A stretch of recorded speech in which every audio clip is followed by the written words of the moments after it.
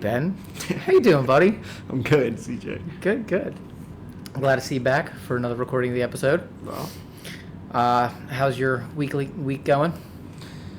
I mean, so far so good. Right, I was tired in the beginning of it, but no more doubles for the rest of the week. So yeah, I'm good. That's what I'm talking about. Good. And for my check-in, I'm doing good. Making strides forward in life, and God willing, everything works out. Guess who celebrated 9 months on Monday? Right behind you. Always gonna be what? How many months behind am I? 2, dude. Not much. No, I'm 24 hours. That's it. Oh, okay. Yeah, all right. Nah, but cool. I know we were trying to figure out the topic, and I was looking over some things, and I saw a good topic pop up, and it was a topic for today that I figured I'd bring is filling the void. So, when I think of filling the void, what especially during the times that I drank, I was always trying to fill that emptiness with alcohol because I just didn't want to feel, And it wasn't just alcohol, but I would try to fill it with other things besides alcohol, women, drugs, anything to make me not feel. I know most people that listen to this can relate on that specific topic because that's the reason why a lot of us have kind of used. What's your take on filling the void? How did you feel the void back then? I'm filling the void. So in my active use, I feel like that's obvious, right? But for a long time, I think relationships were a big thing for me where I felt the void, right? It was in other people. Mm-hmm. And and during active addiction, which is kind of, again, something that I'll admit that maybe somebody can relate to, that's a hard thing to admit. Again, while being alone and access to the internet, I filled my void with OnlyFans at one point. It was bad. Yeah. I felt so alone and just wanted. A lot of people when they get sober too. Yeah, because they want that interaction. But I've never. You can interact on OnlyFans. Oh yeah, you can. See, I didn't know this. Oh, dude, I've never been on there. Yeah, I've delved down that rabbit hole. Those are two things I won't do. You know what I mean? Is go watch porn. I swear to God. Wait, you don't watch porn? No. Stop. No. There's 2 things I'm scared to do since I got sober, and it's watch porn and gamble. No shit. Yeah, I feel like once I start, it's gonna just become so okay with me. You know what I mean? Because I do everything alcoholically, dude. I do everything. Everybody's journey's different. I'm scared to do those things. I respect it. Yeah. I, on the other hand, am apparently a fucking degenerate on the show. No, I don't think it makes you a degenerate, right? If you can balance it, you know what I mean, and it's not something you need to do every day, you're good. Yeah, you need to do it. No comment. Well, everybody has their traditions before they go to bed. Yeah, dude. Whatever helps you sleep. Puts you right the fuck out. Yeah, that's fine. The whole gambling thing. Gambling was never really my thing. Dude, I'm terrified. I hate gambling. I am terrified. The first time I turned 21, I went to the casino, put $20 in a slot machine, lost it in one go. I was like, "Yep, not for me." Never been to a casino. Could not do it. Cannot do it. Sports bets, I can do occasionally, which I'm not promoting to do sports bets, guys. But again, I have if I do decide to do it, my limit is $5, and okay, cool. I win, I lose, whatever. But again, everybody's recovery is different. Yeah.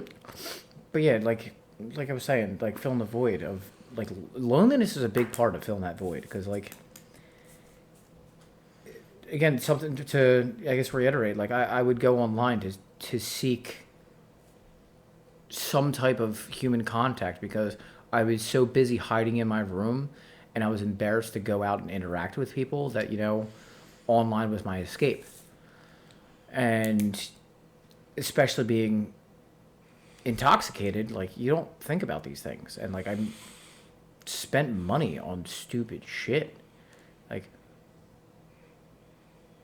not knocking on anybody's kinks or anything, because some people are into that shit, but it's dude, I look back, I'm like, dude, what the fuck was I doing? Why the fuck would I pay to talk to a woman? they're so, like, Yeah. oh, beta. Right? That's beta? I don't know. But Yeah, I don't still, use it's just, phrases like it sucks. that. Because I then, don't know like, what that means. I look back and it's just, I'm just glad now that, like, I am able to fill my soul with, a newfound higher power, or I should say a rekindling relationship with my higher power. I don't necessarily feel alone all the time.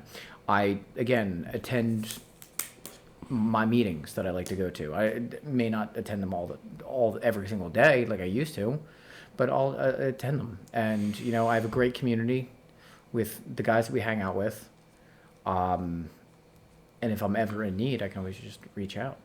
But you have to find the right thing to fill that. Well, yeah, void. I guess it leads me to the question of what filling the void has been like for you since you got sober.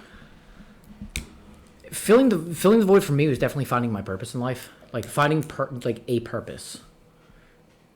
Because I didn't know what I was doing in life. I didn't have any direction or things to look forward to. I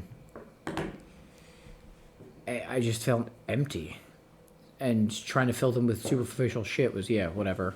But currently, like I said, rekindling the relationship with my higher power, getting involved in different things like the nonprofit, starting my own business, talking to my sponsor every so often, and not just as a sponsor, but like as a friend. Like I have wholeness because I have direction and purpose now. And it's nice because then I also can talk to my family, and my family actually wants to talk to me. Yeah, I get that. So how do you now fill the void instead of watching porn and gambling? Well, early on, like admittedly, right, sex was a thing for me early on. Big 13th that I stepper? used to fill the void. Actually, no. No, you were being 13 stepped? No.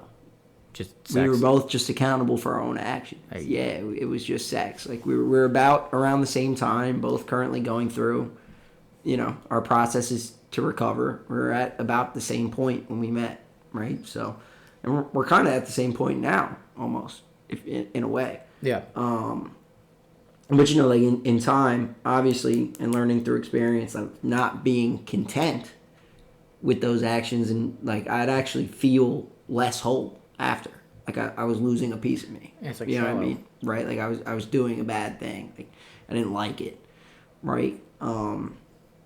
So it's really with that fellowship that I gain, right? And I think helping other people is probably the best way I fill the void. And like you see it, dude, I run around all the time.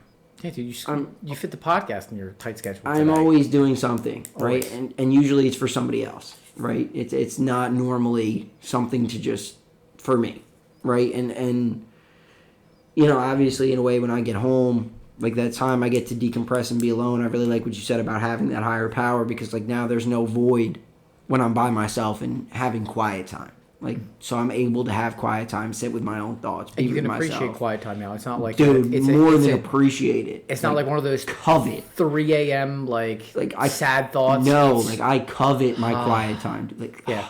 I walk in that door and I'm. Mm-hmm. But at the same time, like when it comes to that void and purpose you were talking about, right? It's really in serving other people, right? And being able to help others and be useful to others. That's how I feel the void. There you go.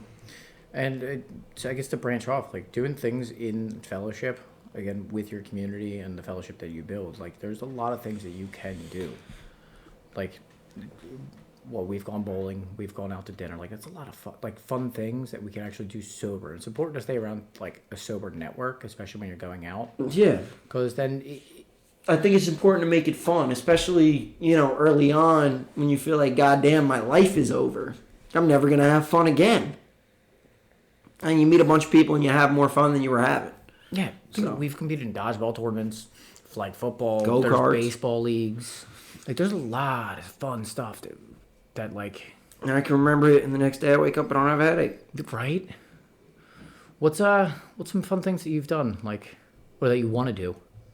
Like I want activity to jump out wise? of a plane. You want to go skydiving? I want to jump out of a plane. That's pretty Desperately. ballsy. Really? Yeah.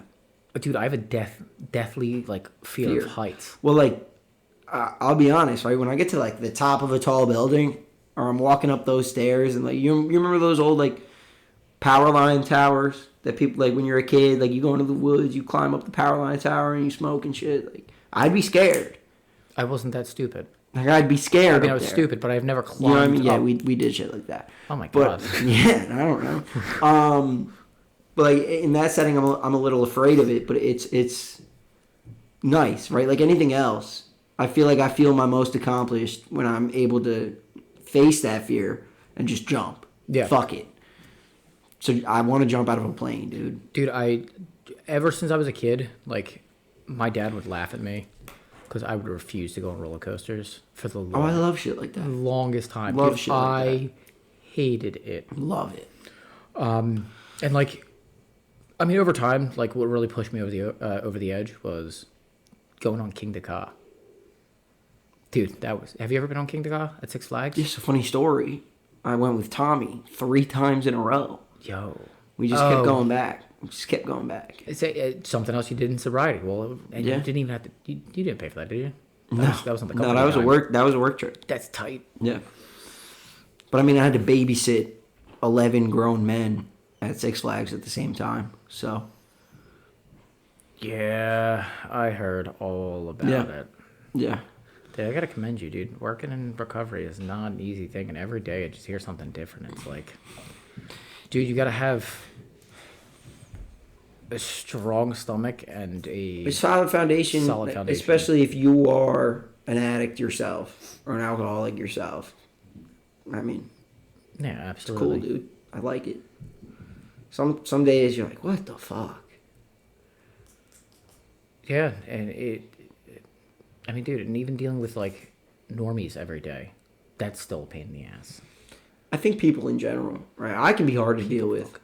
Yeah, I can be hard to deal with, dude. Yeah. I can. I know. Yeah, so can you. Oh, dude, I'm not going to tell you I'm not, dude. I'm So- probably the worst. Still not consistent with my 10-step. Probably drives you up a wall sometimes. But I you get can't take more anybody else's inventory. We can take our friends' inventories. Fuck that. I'm holding my friends accountable. I'm taking everybody's inventory. Mr. House Manager has arrived. Oh, Brian's out. Yeah. Do you have your vape? Yeah, did yours die? It did, dude, tragically. So I know we talked a little bit of faith. I think we should dive in a little bit to the faith aspect, because I know that's really important, especially in sobriety. Well, can't say everybody's sobriety, but I'll definitely say our sobriety. So what was the path that you ended up taking to rekindling your relationship with a higher power? Being completely broken. Having absolutely no other choice. None. Right? And like first I had to put my faith in people who believed. And that led me to my own belief. Yeah, that was crazy. Like I remember sitting in rehab and they were like, listen, you can believe whatever gets you through the next 24 hours, you can believe in until you like work your way through. They didn't talk to us about faith. They did. No. Yeah. It was all about like scientific shit. We watched movies. Like it was. Oh yeah, no, ours was very AA based rehab. That's cool. Yeah. And it was funny because they were like, yeah, listen, like you can worship this flying spaghetti monster. Like we don't give a fuck as long as you're doing something. I know a guy whose higher power, right? A guy that I work with, is a 4-armed elephant in like a Buddha hat. Nice. Yep. Is that Slicky? Hey, Slicky. Was Slicky want to say hi? What up? What's going on?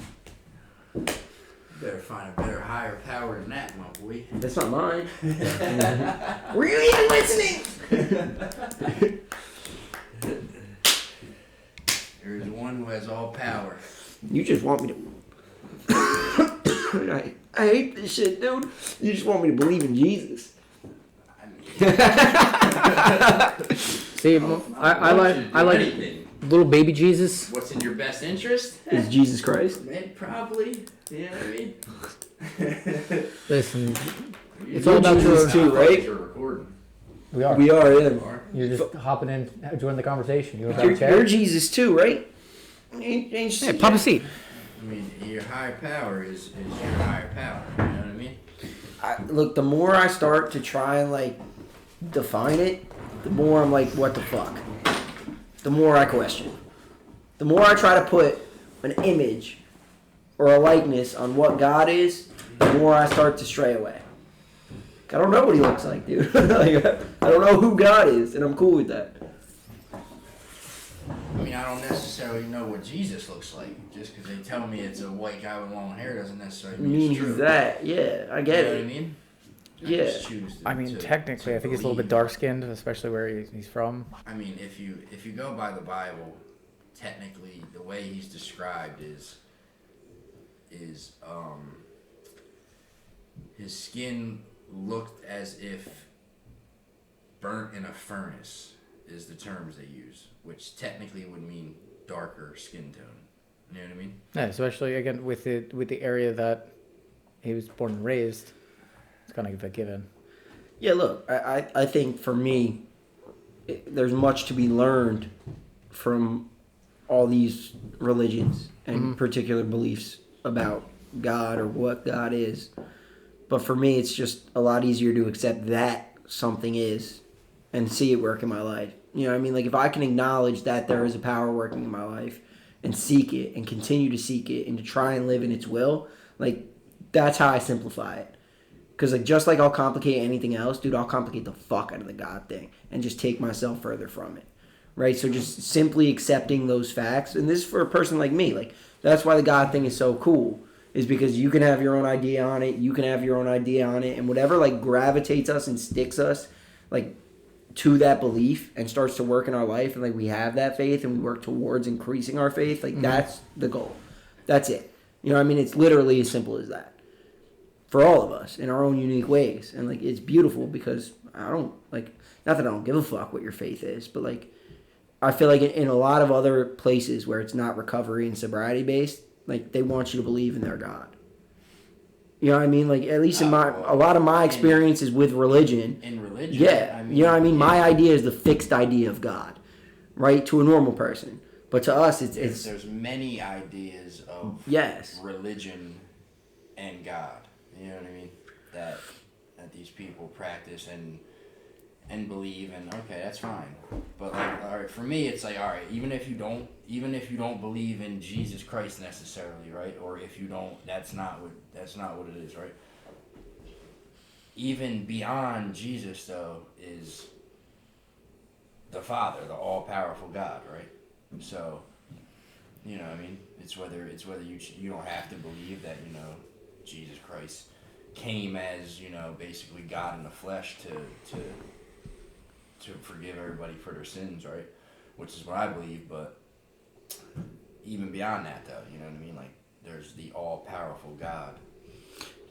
Well, yes, right? And I guess what I'm saying is it's cool to be open-minded and to be around so many open-minded people that, like, my idea of God doesn't have to be the Father of Jesus, right? And I can still learn from those religious ideas and beliefs, you know what I mean, and apply it to whatever spirituality I find and whatever idea of God I start to formulate.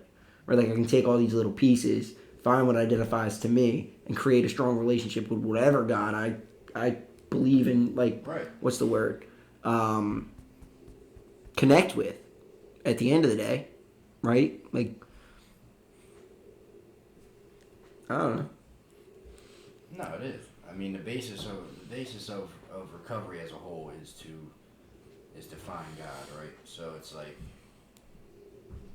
I mean, yeah, you can form whatever concept of that God is to you, but as long as it's like you're seeking that power and you're honestly praying to that power, right? And like accepting that power into your life, right? And then clearing the wreckage of the past to allow the blessings from that God to come in. You know what I mean? That's that's basically what it is. You know what I mean? And then over time, it may, you know, your concept may change, or Yeah. it may, you know, you may come to believe in something else. You know, Yeah. whether it's Jesus, whether it's whatever. You know, but I mean, yeah, but you know, without God, for me, recovery just, you know, just doesn't seem feasible. Well, yeah, You know what I mean? you've Because seen.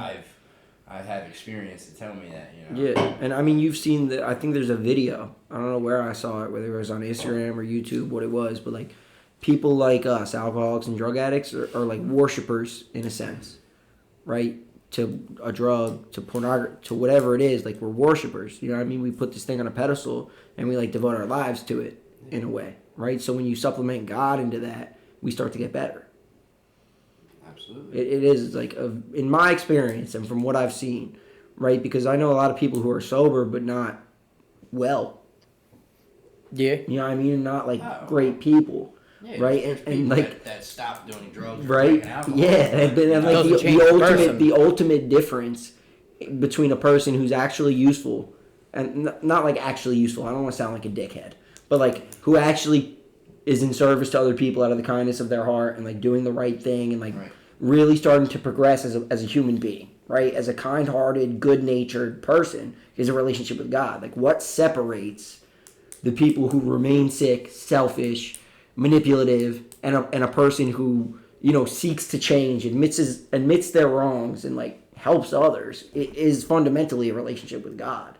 Like, Absolutely. and yeah, Absolutely. And Yeah. for me, I can speak for, you know, I can only speak for myself, but like, knowing that I've established a relationship with God in my life today is like me doing things and like like basically changing the things that I've always done, and like always wanting to do better, and not allow myself to fall into like, you know, the goofy shit I used to. You know what I mean? So it's like, I feel like it's that presence that I've allowed in is like what makes me just basically just not want to be around bullshit anymore. Yeah. You know what I mean? I get it. Well, you know how recovery is, you know what I mean? Like, yeah, you know, people, they come into recovery, but like if they're not willing to change anything, then it's like, I don't know, what are they doing, you know? Are you constantly gossiping about people? Are you constantly like shit talking? Are you still going outside and seeking all these carnal pleasures from it? You know what I mean? It's like, what like, none of that seems appealing to me anymore. You know what I mean? Yeah, And yeah. that comes from the presence of God that I have in my Yeah. life. That's how I feel, at least. We've had conversations about that. Oh, 'Cause, like, by this the shit way, really doesn't do you interest want to me introduce anymore. yourself? I mean, how long were you waiting to say that? Dude, for a minute. Yeah. Dude, you guys were spitting hot fire. I didn't want to interrupt. I'm Ryan. They call me Slick Rick out here. Hey, Slim baby. What's your clean date? November 10th, 2022. What does that mean? How many months is that? It's can't about to know. be 15 months and 3 days. Hey, man with more 1 year plus. First time on the First time podcast. On the podcast? with somebody 1 year plus. Well, there is a solution. I can tell you how it works. Oh, you trying to tell me something? Nah, man. What is this? Is Just one of them MLMs? one day at a time, brother. There you go. That's it. So, When you keep it that simple and you apply it one day at a time, it's like, you know, it literally just, the days turn into months, the months can turn into years, and it's like, but none of it's possible without God. If No. we're speaking about faith in God, like, for me, none of it's possible. and to circle back to something you just said about it's 24 hours, like take it day by day. Like in the beginning, I couldn't take it day by day. I had to do hour by hour. And it's nice that it can break down like that. Because it just, man, I've been sober for an hour. Like, especially, like, just not picking up and having that fight and that, I got another minute. Like, some people need that, like, small, those little benchmarks. But then it extends to 24 hours. And then, again, before you know it, you got a year plus. I mean, we got somebody about to celebrate his 1 year coming up. Oh, yeah.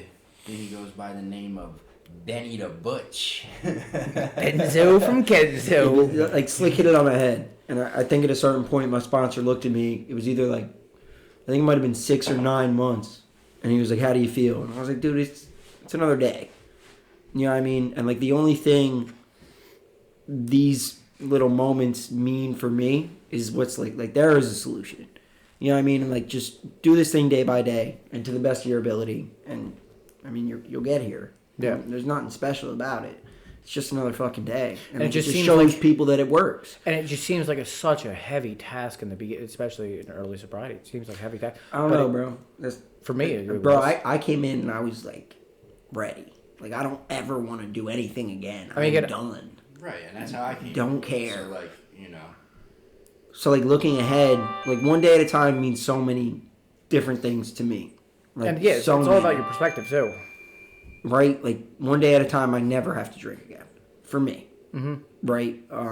Because I don't like. I'm good. I had my fill. Like they'll talk about it with women. You know what I mean? Like when you find a girl and you want to settle down, it's like, oh, I'm done at the buffet table. Like you know what I mean? Like it's like that with things I've used. I'm done renting a house. I want to buy a house. What? I'm done renting. I want to buy. What are you saying? What? Okay, fuck me then. So Slick, Level up out here. question for you. So today's topic is we started off with filling the void. In active addiction, how did you go about like filling the void? What was your void? What did that look like for you, from your personal experience? I mean, the void for me, I guess, was just really like always I don't know, always searching for a purpose, right? Like for me, I was always searching for a purpose, and you know, I had all these other ideas of like what that purpose would be for me, right? Like, you know, I wanted to, you know, be this famous rapper as a teenager, you know what I mean? But I also indulged in everything that I thought came with that, right? Like partying, drinking, you know, all these women, you know what I mean? And it's like what I mentioned before, like the carnal pleasures, right? Like just always seeking things through the wrong ways, you know? Like whatever it may be, you know what I mean? And like, and trying to find a sense of peace within any of that just seemed impossible, because no matter what I did, you know, I still didn't have like, you know, an inner peace, right? And like for me, that's where like the solution comes in that we find in recovery. It's like, how do I find that peace and fill that void, you know, that I carried around for so long? You know, they say it's a God-sized hole and only God can fill it. So for me, I mean, that's, in my experience, that's 100% facts. Like, Yeah. You know what I mean? Nothing has filled it. Yeah, I wrote that on the sheet earlier when we were talking about it, like completely unable to fill the void. Like it was just never possible. No. Yeah, and brief intervals, like maybe brief intervals. Right. You know what I mean? Oh, it felt like... Like it would feel good. It felt very good. Like in the moment, when that shot hit in my the neck, moment, like very brief intervals did I like feel peace and comfort in a moment, but then like gone 2 times more than when it subsided. Like fuck. Yeah, there's an interesting study too on how the brain works on that. Yeah, and it's still like that. Some you mentioned earlier is like, and I talked about it. Like I would do things early in sobriety to fill the void, but like once I had that presence with me and they started to feel wrong, and like I had this presence of my higher power, bro, like I couldn't continue that behavior. Like I physically couldn't. Right, and like that's how it is for me. You know what I mean? Like, and even like things like being dishonest, like being sober this time, and like having that void filled by like something that's good rather than everything else that I tried to fill it with before, is like, it's like I'm almost like too honest. I get it. You know what I mean? Uh-huh. I'm almost too honest today, but it's, I mean, I guess you can't be too honest, but like, you know, like I've let some honesty shit come out that could have went the wrong way. You know what I mean? Like luckily it didn't, but like it's just I don't know. It even like trickles down into work. You know what I mean? Because like in the field, like I could be lying to customers, right? Like I could be like, oh, you're, you know, You gonna I need do a new HVAC, so unit. like, oh, you're, you know, you're gonna need an entirely new heater. You know, Be it's like the gonna be mechanic. $8,000. Yeah. You know, or I tell them the truth, like, look, you know, you probably need a flame sensor. I can do that for like $250. You know what I mean? And like that's just how I look at it. And that's how I live my life, because like if I start doing that, it's going to be a trickle effect, and I'm going to fall back into the bullshit. And if I fall back into the bullshit, you know what I mean, then I'm closer to a drink and a drug than I am to God at that point. And it's like really good to feel like being honest, like with certain things instead of being like shady with shit, because you just feel better overall. Like yeah, you said with your field of profession is like yeah, you can tell them it's this expensive job, or you tell them what's actually wrong, and like at the end of the day, you feel good about it. Right. You know, and 9 times out of 10, it's like, you know, not everybody has the money to just, you know, replace equipment or like, you know what I mean? So like that puts stress on them. So like if someone's financially struggling and I'm like being selfish and greedy, like, oh well, you know, it's like where does that line get drawn? You know what I mean? And Yeah. I don't know. Like, but for me, it's like I'd rather like. I always used to put money first, you know, that was a big problem. I put money first and that's what it was, you know, but that's the greed part of it, right? And that's like part of me having the presence of God also, you know what I mean? Like I no longer want to be greedy, I no longer want to be selfish, I no longer want to be dishonest. Like these are just things that like make me feel wrong today. You know what I mean? Like it just rubs me the wrong way. So like I'm just not going to do that. You know what I mean? And it's definitely like once you start down that path of like a lot of not being completely honest, things like that, it has its ripple effects, and like no matter how small it may be, it can eventually lead to a relapse. I mean, not like relapse immediately, but Like the relapse, you know, that expression, like it happens in your mind before you ever pick up the drink or the drug. mind and actions. Where it really comes down to is like it begins in your thought process and your behaviors. You know what I mean? Like telling yourself like, nah, it's okay if I just like finesse this one person. Like I need the bread. Like you start living like that and you start carrying it into your other affairs, and like sooner or later it will take you out. Like it's not an if, it's a when question. You know what I mean? That's why we live the way we do in all aspects of our lives. Yeah, practice all right? of our, in all of our affairs. In all aspects of our lives. Just flat out, this is how we live. And like I love how simple it is to just you carry it into everything and you know you're safe. Yeah. You know what I mean? You start like cutting some corners, it's gonna catch up to you. Like, do you guys believe? I believe in karma. Like I do. Not so much in like I feel like by 2024 everything's become like trendy, like karma, energy, like this and that. But like I genuinely believe in the energy you put out to the world, like you will receive back. Like, you will. 100%. It's 100%. You know what I mean? And that's like you can even apply that to the way you start thinking. Yeah. Like if you constantly think like positive, right? Like even if something shitty happens, but like you have a positive outlook upon it, then it's like positive results will come. You will get through it. And then if you're constantly thinking negative, you know what I mean, negatively about yourself, negatively about everybody else, oh this sucks. It's like manifestation. Yeah. And it makes everything either harder or easier. Most likely, shit's gonna suck. That's right. You know what I mean? Because you're stuck in the mindset of everything sucks already. Yeah, and that's why it's good, like especially in early sobriety, is to get that gratitude list on, like that gratitude. I'm not talking 10-step. We already discussed that. Yeah, you weren't great at a gratitude list either. No, I wasn't. But thinking back, it was helps. good. It does. Yeah. I was consistent for a bit. Attitude of for gratitude. A week. Yeah, I mean, like, sick. and that's, I think, it's not hard to remain grateful. It's really not, especially when you're in service to others in the form of recovery. Right? Like, it's very easy to see yourself in other people who are struggling. Yeah. Like, very easy to remain humble. Very easy to remember where you came from. Like, it's a choice at the end of the day. Yeah. But. All right, boys. Well, I think that was a pretty good episode. Slick, I appreciate you popping in, saying what's up. Hopefully it won't be the last time that you swing by and say hi and get in depth. Ben, always a pleasure. You be easy out there, cowboy. I'm gonna try, dude. My name's CJ, and this was the Two Guys, One Book podcast. Be easy out there, cowboy is crazy. Yeah, I was gonna say. Easy out there, cowboy. What the fuck? Dude, what was that? What was that show? No, so I'm trying to long, justify Space this. Cowboy. It was an anime. That was the ending of it. Shut up, I'm a nerd.